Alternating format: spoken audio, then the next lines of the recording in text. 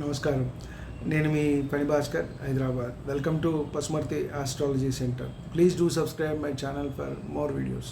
Video నచ్చినట్టయితే like చేయండి, మీ బంధుమిత్రులు శ్రేయోభిలాషులకి కూడా షేర్ చేయండి. ఎంతో కొంత వారికి కూడా ఉపయోగకరంగా ఉంటుంది. ఇంతవరకు ఛానల్ సబ్స్క్రైబ్ చేసుకున్నట్టయితే సబ్స్క్రైబ్ చేసుకోండి. నా తదుపరి వీడియోలన్నీ కూడా అందుబాటులో ఉంటాయి.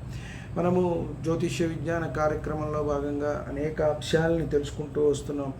మనకి ఉన్నవి 12 లగ్నాలు, 12 రాశులు, నవగ్రహాలు అయినప్పటికీ వాటిల్లోనే మనకి రకరకాలైన అంశాలు అనేవి మారుతూ వస్తూ ఉంటాయి. ప్రతి చార్టు కూడా ఒక రకంగా ఉన్నట్టు ఒక రకంగా ఉండదు. లగ్నాధిపతి ఎక్కడ ఉన్నారు, ద్వాదశ భావాల్లో అనే దాన్ని బట్టి ఫలితం మారిపోతూ ఉంటుంది. ఆయన ఏ స్థానంలో ఉన్నారు, ఎంత బలంగా ఉన్నారు అనే దాన్ని బట్టి మళ్ళీ ఫలితాలు మారిపోతూ ఉంటాయి. అలాగే ఒక్కొక్కళ్ళది మేషలగ్నం అవుతుంది, ఒక్కొక్కళ్ళది మీనలగ్నం అవుతుంది, ఒకరి కర్కాటకం, ఒకరి తుల. కాబట్టి 12 లగ్నాల్లో చాలా అనేక మంది జన్మిస్తూ ఉంటారు. కాబట్టి ఒక లగ్నాధిపతి ఇచ్చినట్టుగా ఇంకొకళ్ళు ఫలితాలు అనేది మారిపోతూ ఉంటుంది. ఉదాహరణకి ఇట్లా మేషం తీసుకుంటే లగ్నాధిపతి కుజుడు అవుతాడు, అక్కడ స్వక్షేత్రం అవుతుంది. కాబట్టి అక్కడ ఇచ్చే ఫలితాలు అక్కడ ఉంటాయి. కర్కాటకంలో బలం కోల్పోతారు, అక్కడ ఫలితాలు అక్కడ ఉంటాయి. వృశ్చికం స్వక్షేత్రం, మకరం ఉచ్చక్షేత్రం, అక్కడ ఇచ్చే ఫలితాలు అక్కడ ఉంటాయి. కాబట్టి లగ్నాధిపతి ద్వాదశ భావాల్లో ఉన్నప్పుడు ఎటువంటి ఫలితాలు ఇస్తారు? ఎందుకంటే లగ్నం అనేది చాలా ముఖ్యమైనది. ప్రతి వ్యక్తి కూడా ఏదైనా సాధిస్తారు, ఒక పని చేస్తారు అని మనకి నమ్మకం కలుగుతుంది, చేస్తారు అని అంటే కనుక లగ్నమే దానికి ప్రామాణికం. కాబట్టి లగ్నం ఎంత బలంగా ఉన్నది అనేది మనము పరిశీలించాలి. దాన్ని బట్టే అతను ఏదైనా భవిష్యత్తులో జీవితంలో ఒక అత్యున్నత స్థానానికి వెళ్తాడా లేదా, ఎప్పుడు వెళ్తాడు, ఏ మహర్దశల్లో వెళ్తాడు అనేది మనం వ్యక్తిగతంగా జాతక చక్ర పరిశీలన చేసుకున్నప్పుడు మనము చెప్పటానికి అనేది అవకాశం అనేది ఉంటుంది. కాబట్టి మనము లగ్నాధిపతి ద్వాదశ భావాల్లో ఉన్నప్పుడు ఎటువంటి ఫలితాలు ఇస్తారు అనే అంశాన్ని మనము తెలుసుకునే ప్రయత్నం చేద్దాం. ఫలితాలు ఏ విధంగా ఉంటాయి అనేది మనము చూడవచ్చు. లగ్నాధిపతి లగ్నంలోనే ఉన్నట్టయితే ఆ జాతకుడు లేదా జాతకురాలకి ఎటువంటి ఫలితాలు ఉంటాయి అనే అంశాన్ని మనం చూసినట్టయితే, లగ్నం నందు ఉంటే దేహ సౌఖ్యము, అలాగే పరాక్రమము, మంచి మనసు కలిగిన వాళ్ళు ఉంటారు. కొంత ఆలోచనలు అనేది చపలచిత్తంగా కూడా వస్తూ ఉంటాయి. ఎక్కడ ఉన్నారు, ఏమిటి, ఆ నక్షత్రాధిపతి ఏ నక్షత్రాధిపతి మీద ఉన్నారు, అలాగే లగ్నాధిపతి ఎవరు అనే దాన్ని బట్టి ఇటువంటివన్నీ అంశాలు కూడా ఆధారపడి ఉంటాయి. అలాగే లగ్నాధిపతి ధనస్థానంలో ఉంటే ఇది మంచిదే. రెండోది అంటే స్వయం కృషితో పైకి రావటము, తన స్వశక్తితో పైకి రావటము అనేది జరుగుతూ ఉంటుంది. ధనలాభం గలవారుగా ఉంటారు, సుఖం కలవారుగా ఉంటారు, పండితులుగా ఉంటారు, మంచి సౌశీల్యం కలిగి ఉంటారు, ఉదార గుణం కూడా కలిగి ఉంటారు. అంటే మనము కష్టపడి పైకి రావటం కాకుండా మన తోటి వారిని కూడా తీసుకురావటం, అలాగే దాన ధర్మాలు ఇవన్నీ కూడా చేయటం అనేది జరుగుతూ ఉంటుంది. లగ్నాధిపతి తృతీయ స్థానం నుండి ఉంటే జాతకులు మంచి పరాక్రమవంతులుగా ఉంటారు. అంటే తృతీయం వచ్చేటప్పటికి అది పరాక్రమానికి కనెక్షన్ ఉంటుంది. కాబట్టి పరాక్రమం, సర్వ సంపదలతో ఉంటారు, అభిమానం కలవారుగా ఉంటారు, మంచి బుద్ధి కూడా కలిగిన వారుగా ఉంటారు, మంచి నడవడిక ఇవన్నీ కూడా ఉంటాయి.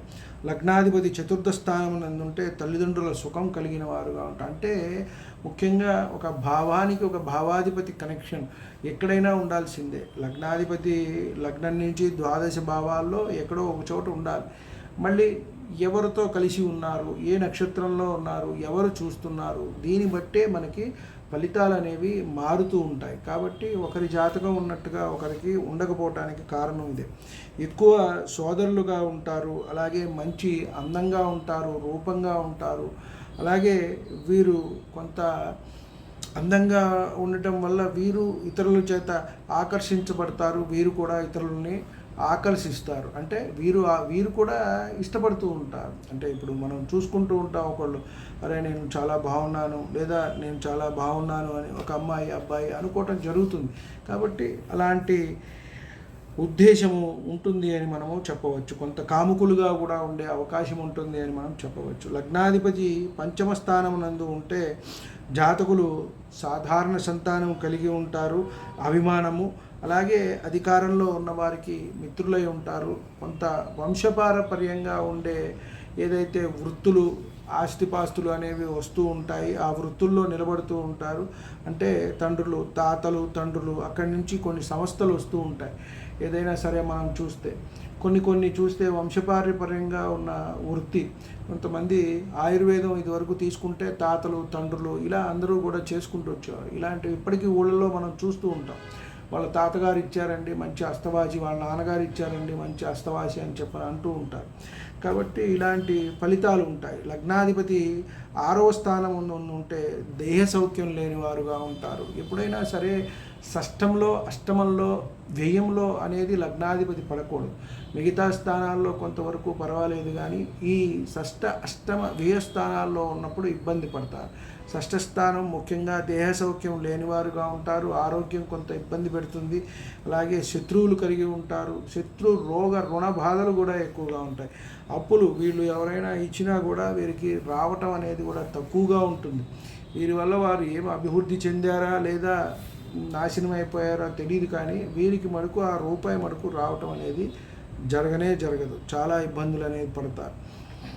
లగ్నాధిపతి 7వ స్థానంలో ఉంటే మంచి తేజస్సు కలిగిన వారుగా ఉంటారు. జాతకునికి మంచి భార్య లేదా భర్త, అమ్మాయి అయితే మంచి భర్త, అబ్బాయి అయితే మంచి భార్య అనేది ఉంటారు. మంచి అందంగా ఉంటారు. అన్ని విద్యల్లోనూ రాణిస్తారు అని చెప్పని మనం చెప్పవచ్చు. లగ్నాధిపతి 8వ స్థానంలో ఉంటే ఇక్కడ కూడా వీరు ఎవరి మాట వినకపోవటము, ఒకంతగా వారి మాట వారు కూడా వినే పరిస్థితి లేనట్టుగా ఉంటుంది. కాబట్టి ఈ లగ్నాధిపతి అష్టమంలో కూడా కొంత ఇబ్బంది పెడతాడు అని మనము చెప్పవచ్చు. అలాగే కోపము, అతి కామము, అతి కోపము ఏదైనా సరే అతిగా ఉండే అవకాశం అనేది ఇక్కడ ఎక్కువగా ఉంటుంది. రోగం కూడా వీరికి వెన్నంటి ఉంటుంది అని మనం చెప్పవచ్చు. లగ్నాధిపతి భాగ్యస్థానం నందుంటే వీరు కొంత దీర్ఘాయువు కలిగిన వారుగా ఉంటారు. భాగ్యవంతులు, మంచి మాటలు, నేర్పరితనము, కుటుంబ సౌఖ్యము ఇవన్నీ కలిగి ఉంటాయి. కానీ కొంత లోభత్వం అనేది వీరిని వెంటాడుతూ ఉంటుంది. కొంత అంటే ఒక్కొక్కసారి చూస్తుంటే ఖర్చు చేద్దాంలే ఇది ఖర్చు చేద్దామా అనుకునేలోపు జేబులో పెట్టేలోపే వద్దులే అనిపిస్తుంది. ఒక్కొక్కసారి వారికి వారు కూడా ఖర్చు పెట్టుకునే అంత లోభత్వం అనేది ఉంటుంది. లగ్నాధిపతి 10వ స్థానం నందు ఉంటే అత్యంత యోగవంతంగా ఉంటుంది. ప్రభువులచే గౌరవించబడతారు. తండ్రి సుఖం కలవారుగా ఉంటారు. కష్టపడి వీరు అభివృద్ధిలోకి వస్తారు. అంటే వారి స్వశక్తితో, అంటే కర్మస్థానానికి కనెక్షన్ రావటం అనేది మంచిది. రోగ రుణ స్థానాన్ని ఎలా అయితే ఇబ్బంది పడతామో అలాగే 10వ స్థానానికి వస్తే అభివృద్ధిలోకి వస్తారు. వారు చేసి కష్టపడి పైకి, అంటే చాలా చిన్న స్థాయి కుటుంబంలో జన్మించినప్పటికీ కూడా అత్యున్నత స్థాయి కుటుంబానికి వీరు చేరతారు. అత్యున్నత పదవుల్లో కానీ మంచి కుటుంబంలో కానీ స్థిరపడే అవకాశం ఉంటుంది. అలాగే లగ్నాధిపతి 11వ స్థానమందు ఉండగా జాతకులు మంచి అనేక రకమైన కీర్తి ప్రతిష్టలు కలిగిన వారుగా ఉంటారు. ఉదార స్వభావం, మంచి అన్నింటా కూడా లాభాలు ఏ పని చేసినా కూడా ఉంటాయి. లగ్నాధిపతి 12వ స్థానమునందు ఉండగా జాతకులు అనవసరంగా ధనం ఖర్చు చేస్తూ ఉంటారు. ఇక్కడ కూడా మనం 6, 8 ఇలాగానే ఇక్కడ కూడా కొంచెం దేహ సౌఖ్యం అనేది తక్కువగా ఉంటుంది. అధిక కోపంగా ఉంటుంది. అనేక రకమైన చిక్కులు, ఇబ్బందులు, అంటే లగ్నాధిపతి వెళ్ళి వ్యయస్థానంలో పడటం, ఏ భావాధిపతి అయినా సరే తన నుంచి కూడా మంచి స్థానం, ఉచ్చస్థానంలో ఉన్నట్టయితే మంచి జరుగుతుంది. కాబట్టి వ్యయంలో పడినప్పుడు ఆ భావ ఫలితాలు అనేవి ఎప్పుడైనా కొంత నిర్వీర్యం అవుతాయి.